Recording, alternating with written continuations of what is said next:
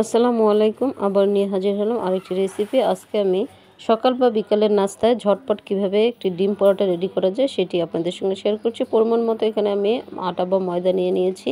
নিয়ে আমি এখানে সামান্য তেল আর সামান্য পরিমাণ লবণ দিয়ে আমি নর্মাল পানিতে একটু ডো রেডি করে দমে রেখে দিলাম 10 মিনিটের মতো। আর এখানে আমার যা যা লাগবে আমি এখানে দুটো ডিম দিয়ে আজকে এই রেসিপিটি রেডি করব। এই দুটো ডিমের মধ্যে যা যা লাগবে এখানে ধনেপাতা কুচি নিয়েছি, হলুদের গুঁড়া সামান্য পরিমাণ, লবণ, জিরার গুঁড়া, এখানে আরও আমি দিয়েছি পেঁয়াজ কুচি পরিমাণ মতো আর মরিচ কুচি পরিমাণ মতো। নর্মাল তাপমাত্রায় থাকা ডিমটাকে খুব ভালো করে আমি ফেটিয়ে নিয়েছি। এবার এর মধ্যে আরও একটা ডিম আমি অ্যাড করে দিচ্ছি। আমি দেশি হোমমেকার আলপনা ওয়েলকাম করছি বরাবরের মতো আরেকটি রেসিপি। আশা করছি আজকের রেসিপিটিও আপনাদের কাছে ভালো লাগবে। যদি ভালো লেগে যায় তাহলে ভিডিওর শুরুতে ছোট্ট একটা রিকোয়েস্ট করে নিচ্ছি, যারা এখন একটা লাইক দিতে ভুলে গিয়েছেন প্লিজ একটু লাইক দিয়ে দেবেন, শেয়ার করে দেবেন প্রিয় মানুষদের মাঝেও। আর যারা ফেসবুক থেকে দেখছেন অবশ্যই আমার ফেসবুক পেজটা ফলো করে রাখবেন।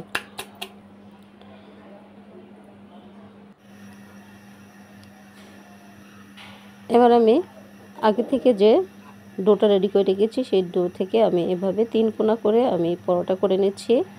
আপনারা আপনাদের পছন্দ মতো পরোটা করে নেবেন।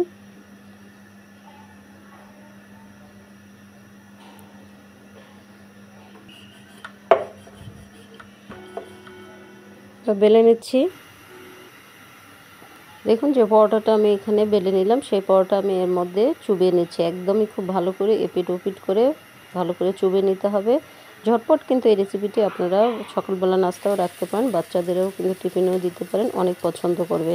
চুলায় চলে গেলাম। চুলায় আমি এখানে সামান্য পরিমাণ তেল দিয়েছি। তেল দিয়ে গরম করে আগে থেকেই এরপরে আমি পরোটাগুলোকে এপিট ওপিট করে খুব ভালো করে ভেজে নেব।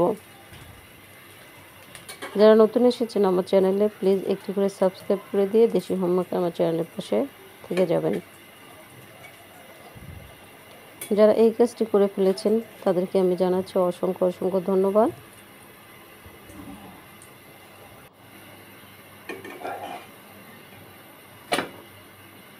দেখুন এপিট ওপিট করে আমি একটু কড়া করে ভেজে নিয়েছি, ফুলকো ফুলকো করে। খেতেও কিন্তু অনেক বেশি স্বাদের হয়, একবার হলেও ট্রাই করবেন বাসায়।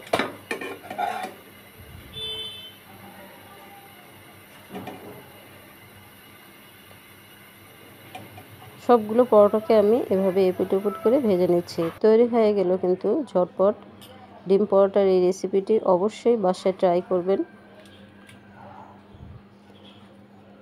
সবাই অনেক মজা করে খাবে।